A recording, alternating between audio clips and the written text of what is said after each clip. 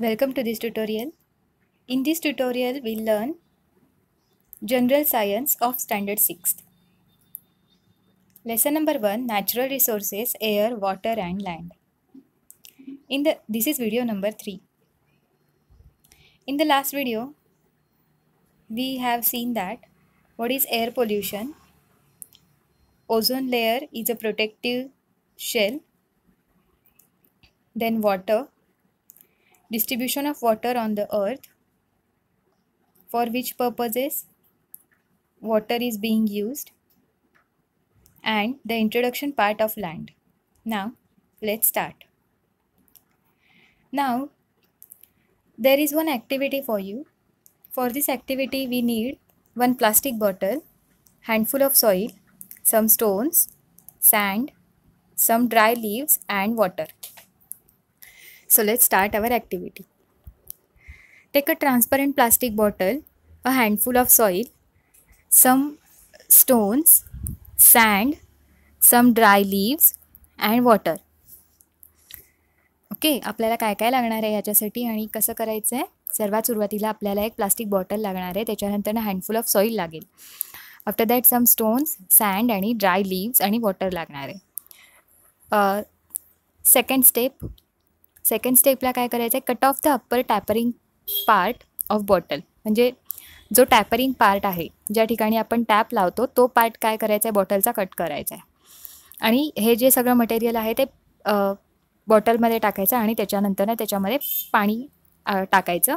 Add water in that bottle. In the third step, stir the mixture thoroughly and put it aside. ते mixture पूर्णपणे stir करायचं म्हणजे पूर्णपणे हलवायचं आणि एका साईडला ठेवून द्यायचं त्याला, जेणेकरून त्याला कसंही डिस्टर्बन्स नाही झाला पाहिजे. तर ते कसं दिसेल आपल्याला, इथं जे दिसायला लागले स्क्रीनवरती याप्रमाणे दिसेल. Layers of the mixture in the bottle, अशा प्रकारे ते तयार झालेलं असेल. If you observe it in the next day. And now answer this. How does the mixture in the bottle look now. कशा प्रकारे दिसत आहे ते मिक्सचर. Do you see layers in it. त्याच्यामध्ये तुम्हाला लेयर्स दिसत आहेत का. What is seen in the different layers from top to bottom. प्रत्येक लेयर डिफरंट आहे आणि त्याच्यामध्ये तुम्हाला काय दिसतंय मग. The land on the earth also looks like this. If a pipeline is being laid in your neighborhood, observe carefully the pits dug for this purpose. आपली लँडमध्ये पण सेम टू सेम अशाच प्रकारचे लेयर्स असतात. जर तुमच्या आजूबाजूला कुठे पाईपलाईन जात असेल किंवा पाईपलाईनचं कनेक्शन नवीन घेत असतील, त्यावेळेला ते डिगिंग करतात, म्हणजे तिथे खड्डा केला जातो. त्यावेळेला तुम्हाला अशा प्रकारे लेयर्स दिसू शकतात. तुम्ही ते ऑब्झर्व करू शकता. You will see some layers under the land surface as shown in the accompanying figure in this figure. Okay. If the land has mature soil, the topmost layer is form by the decomposition of the remains of plants and animals. म्हणजे जर soil mature असेल तर त्याच्या सगळ्यात टॉपची जी layer आहे, सगळ्यात टॉपची म्हणजे ही layer जी आहे, त्याच्यामध्ये काय असतात, डिकम्पोजिशन ऑफ त्याच्यामध्ये डिकम्पोजिशन झालेलं असतं. कशाचं, प्लांट्सचं आणि ॲनिमल्सचं. तशी ती लेयर आपल्याला तिथे बघायला मिळते. आणि त्याच्यामध्येच म्हणून मग त्यालाच काय म्हणलेलं आहे, humus. Okay. It is usually found in dense forest. तशी सॉईल आपल्याला कुठं बघायला मिळते, डेन्स फॉरेस्टमध्ये बघायला मिळते. The land below this full of sand, soil, small stones, worms and insect. त्याच्या खालची जी लेयर आहे त्याच्यामध्ये काय काय आहे, सॉईल आहे, स्मॉल स्टोन्स आहे, सँड आहे, वॉर्म्स आहेत आणि इन्सेक्ट आहे. म्हणजे आपण या लेयरबद्दल बोलतो आहे, बरोबर. Now soil and pieces of bedrocks are found below this layer of land.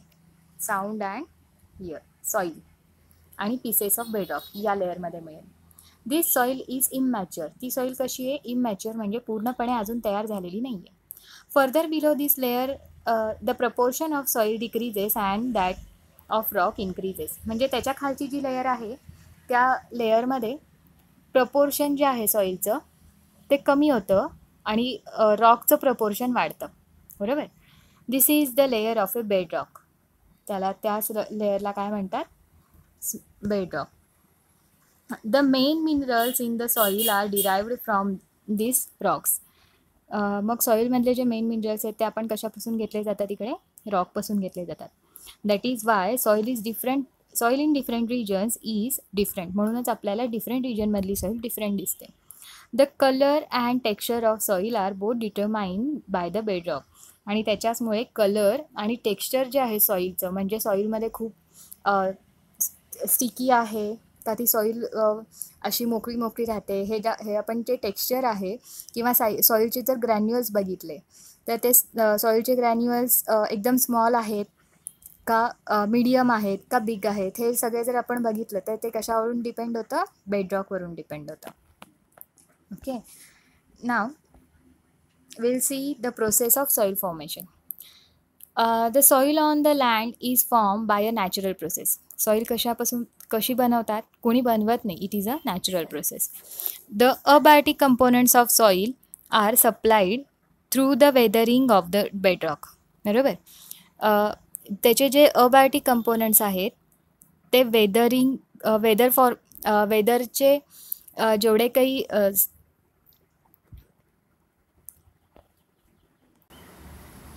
जेवढ्या काही प्रोसेसेस आहेत, फॉर एक्झाम्पल आत्ता सध्या वेदर हॉट आहे, आत्ता सध्या वेदर कोल्ड आहे असं म्हणतो आपण, त्या सगळ्याचा परिणाम त्या बेडरॉकवरती होत असतो. आणि त्याच्यामुळेच त्याच्यामध्ये काय होतात, मग खूप वर्षानंतरनं त्या बेडरॉकमध्ये आपण काय म्हणतो त्याला, चिरा पडतात. आणि त्याच्यानंतर म्हणजे क्रॅक्स पडतात. आणि मग त्याच्यामध्ये काय होतं, क्रॅक्स पडल्यामुळे तेवढ्याच पार्टमध्ये मग त्या क्रॅकमधून पावसाचं पाणी यात जातं. If there is a very cold condition, then in the cold condition that water becomes freezes. बरोबर. मग वॉटर फ्रीज होतं म्हणजेच त्याचं कशामध्ये कन्वर्ट होईल? आईसमध्ये.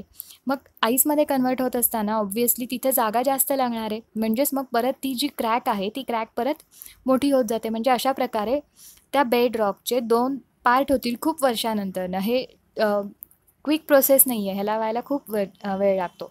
किंवा जर झाडांची मुळं बेडरॉक आहे हा, म्हणजे झाडांची खोलवर जाणारी झाडांची जी मुळं आहेत त्या क्रॅकमध्ये गेली तर ऑब्व्हियसली तिथे पण ते जशी ते रूट्स जे आहेत त्या ट्रीजचे, ते जसे इन्क्रीज होत जातील, वाढत जातील, तसे ते क्रॅक त्या बेडरॉकमध्ये पडत जातील. बरोबर.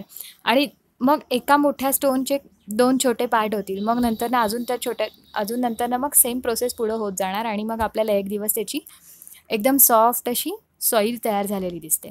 मग आपल्याला काय माहिती आहे की 2.5 सेंटीमीटर एवढी थिक लेयर जर आपल्याला सॉईलची दिसत असेल सध्या, पण ती लेयर तयार व्हायला थाउजंड्स ऑफ इयर्स लागतात. म्हणजे हजारो वर्षानंतर आपल्याला तेवढी छोटी एकदम स्मॉल ग्रॅन्युअल्स असलेली सॉईल बघायला मिळते. बरोबर. मग अशा प्रकारे जर सॉईल आपल्याला तयार होण्यासाठी, आणि या सॉईलमध्येच अशा प्रकारच्या सॉईलमध्ये आपल्याला बुशेस लावता येतात किंवा ग्रास लावता येतं किंवा ट्रीज आपण अशा प्रकारच्या सॉईलमध्ये लावतो. बरोबर. तरच ते वाढतात. ते आपण बेडरॉकवरती कधीच आपण एखादं प्लांटेशन करूच शकत नाही रादर. बरोबर. मग अशा प्रकारे एवढे जर हजारो वर्षानंतर आपल्याला सॉईल तयार होत असतील तर मग ऑब्व्हियसली आपल्याला ती सॉईल एरोजन नाही होऊ द्यायला पाहिजे, ती सॉईल वाया नाही घालवायला पाहिजे. बरोबर. आणि सॉईल एरोजन खूप लवकर होतं. म्हणजेच कसं, सपोज फ्लड म्हणजे पूर आला, स्टॉर्म्स आले, किंवा ह्युमन ॲक्टिव्हिटीजमध्ये आपण मायनिंग केलं. बरोबर. अशा सगळ्यामध्ये सॉईल काय होते, सॉईल एरोडेड होते. ओके. मग आपल्याला ती सॉईल एवढे हजारो वर्षानंतरनं फक्त 2.5 सेंटीमीटर इतकी लेयर आपल्याला जर मिळत असेल तर ती सॉईल आपल्याला जपून ठेवली पाहिजे, कन्झर्व केली पाहिजे. मग आता सॉईल कशी कन्झर्व करू शकतो? अर्थ तर इतकी मोठी आहे, एवढी मोठ्या लँडवरती सॉईल आपण कन्झर्व कशी करू शकतो? याच्यासाठीच आपल्याला काय केलं पाहिजे, ग्रीन कवर आपल्या लँडवरती इन्क्रीज केलं पाहिजे. बरोबर. मग ग्रीन कवर कसं इन्क्रीज करता येईल? तर ग्रीन कवर इन्क्रीज करण्यासाठी आपल्याला काय लागणार आहे चिल्ड्रन? ग्रास लावायचं आहे आपण सॉईलमध्ये, किंवा ट्रीज लावू शकतो आपण, किंवा बुशेस जर तिथे ग्रो केले तर ऑब्व्हियसली त्यांची जी मुळं आहेत त्यांचे जे रूट्स आहेत ते काय होतात, सॉईल पकडून ठेवतात, सॉईल एरोडेड होऊ देत नाहीत. समजलं? आपण आता हा पॅरेग्राफ रीड करून बघूयात. Okay. The soil on the land is formed by a natural process. It is a natural process, okay? The abiotic components of soil are supplied through the weathering of the bedrock. Due to the heat, cold and water of the sun, wind and rain respectively, the bedrock breaks down into pieces. Stone, sand and soil are formed from these pieces. Microbes, worms and insects are found among them. याच्याचमध्ये आपल्याला काय मिळतं मग? Worms मिळतात, insect मिळतात. Okay. Rodents like mice and rats are also found here. म्हणजेच आपल्याला जमिनीखाली जे राहणारे प्राणी आहेत ते सुद्धा आपल्याला या ठिकाणी मिळतात. The roots of trees growing on the land also help weathering of a rock.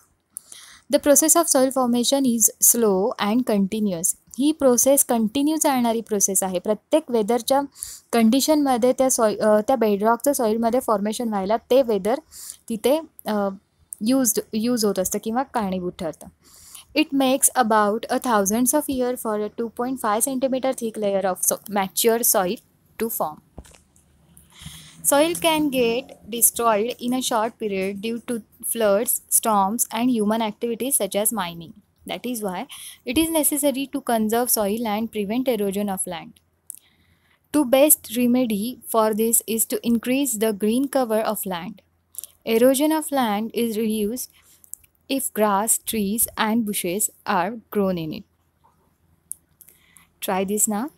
Obtain specimens of soil from various places in your surroundings such as your own yard, a garden, hills, river banks, fields and rocky ground. Specimen म्हणजे तुम्हाला एक sample सॉईलचा आणायचा आहे. कुठून आणणार? तुम्ही तुमच्या स्वतःच्या अंगणातून घेऊ शकता किंवा गार्डन, हिल्स, रिव्हर बँक्स आणि फील्ड्स, वेगळ्या फील्ड्समधून किंवा रॉकी ग्राउंडमधून. तर त्याच्यामध्ये तुम्हाला त्या स्पेसिमनमध्ये तुम्हाला काय बघायचं आहे? त्या सॉईलचं टेक्स्चर बघायचं आहे, सॉईल फील करायची आणि त्याच्यानंतरनं त्याचा कलर बघायचा आहे. त्या सॉईलचे जे ग्रॅन्युअल्स आहेत त्या पार्टिकल्सचं तुम्हाला ऑब्झर्वेशन करायचं आहे. Okay. Now do you know what is a humus? Humus is the layer formed on soil due to the decomposition of dead plants and animals by microbes. बरोबर चिल्ड्रन? डिकम्पोजिशन म्हणजे काय? ज्या वेळेला एखादा ॲनिमल किंवा plant किंवा micro organisms dead होतात ते कुठे जातात? ते सॉईलमध्येच असतात. बरोबर? किंवा एखादं वाळलेलं झाडाचं पानसुद्धा बघा कुठे पडतं? सॉईलमध्ये पडतं. बरोबर?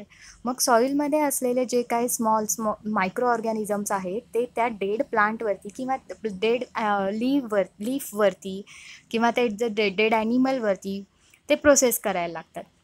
बरोबर? मग त्या प्रोसेसमध्येच त्याचे काय होतात? तुम्ही कधी बघितलं असेल की झाडाचं एखादं वाळलेलं पान जमिनीवरती पडलं तर थोड्या दिवसानंतरनं तुम्हाला असं कळतं की त्याचा जो ग्रीन कलरचा पार्ट होतो तो पूर्णपणे नष्ट झालेला आहे आणि त्याच्या ज्या मधल्या फक्त नर्व्स होत्या, त्याच्या ज्या काळ्या होत्या, त्याच्या लाईन्स ज्या होत्या किंवा अजून काय म्हणता येईल त्याला, पानाच्या ज्या शिरा असतात तेवढ्याच फक्त राहतात. बरोबर? Humus supplies nutrients to the soil. आणि ह्युमसमुळंच सॉईलला काय मिळतं? न्यूट्रियंट्स मिळतं. Humus is also important for aerating the soil and for holding water in the soil. सॉईलमध्ये पण एरिएशनचं काम कोण करतं? ते ह्युमस करतं आणि त्याच्यामुळंच त्याची होल्डिंग वॉटर कॅपॅसिटी पण त्याच्या ह्युमसमध्येच असते. The proportion of humus in the upper layer of good fertile soil is about 33% to 50%. जर प्रॉपर सॉईल फर्टाईल झाली असेल तर त्याचं प्रपोर्शन किती असतं? मग त्या ह्युमसचं प्रपोर्शन तिथे किती असतं? 33% to 50%.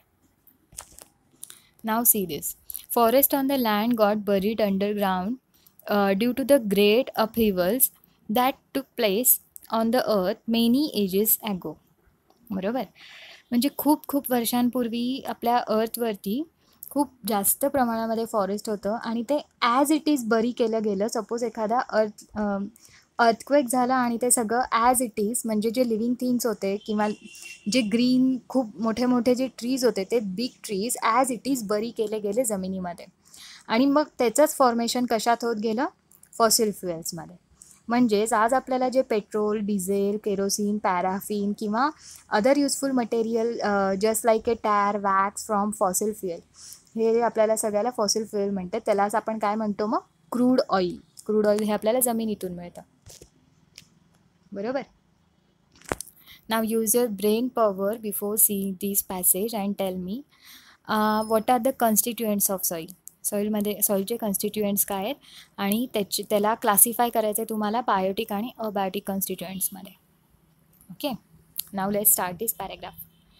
Living things use land, water and air available on the earth and so does man. बरोबर. जसं लिव्हिंग थिंग्स जमीन वापरते, पाणी वापरते किंवा हवा वापरते, तसेच आपण पण वापरतो. आपण पण लिव्हिंग थिंग आहेत.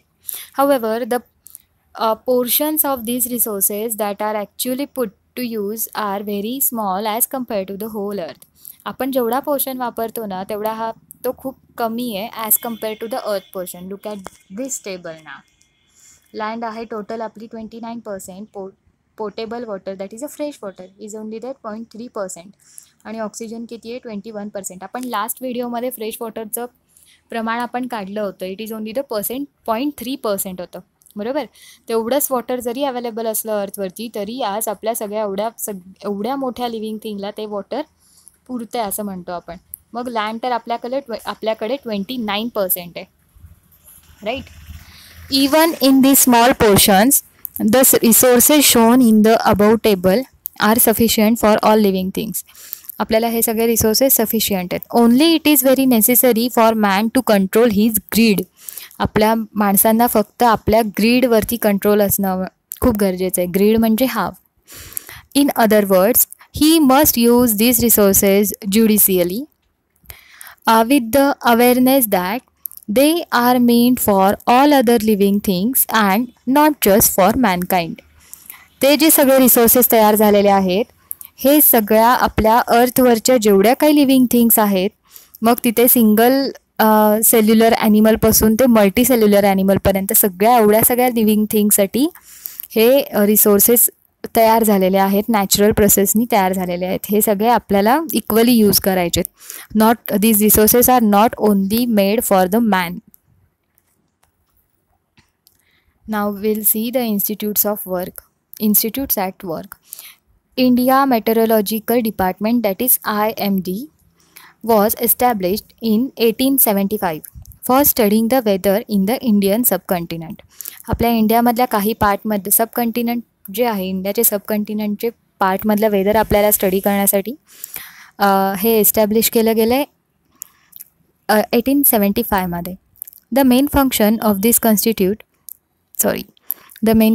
of this institute is to observe the weather and to make weather forecast. त्याचं मेन फंक्शन असंच आहे की डिफरंट पार्टमधलं वेदर जे आहे इंडियाच्या डिफरंट पार्टमधलं वेदर ऑब्झर्व करायचं आणि त्याच्यावरती आपल्याला त्याच्यावरून वेदर फॉरकास्ट करायचं आहे. This institute also conducts research related to changes in weather, makes forecast about rains and studies the developments related to global warming. या इन्स्टिट्यूटमुळेच आपल्याला वेदर फॉरकास्टिंग कळतं. रेनचा जो हेवीनेस आहे किंवा रेन येणार आहे नाही येणार आहे ह्याचे सगळे जे काही प्रेडिक्शन्स असतात ते कळतात. आणि ग्लोबल वॉर्मिंगचा पण इफेक्ट जो होतो आहे तो आपल्याला या इन्स्टिट्यूटमधून कळत असतो. थँक्यू.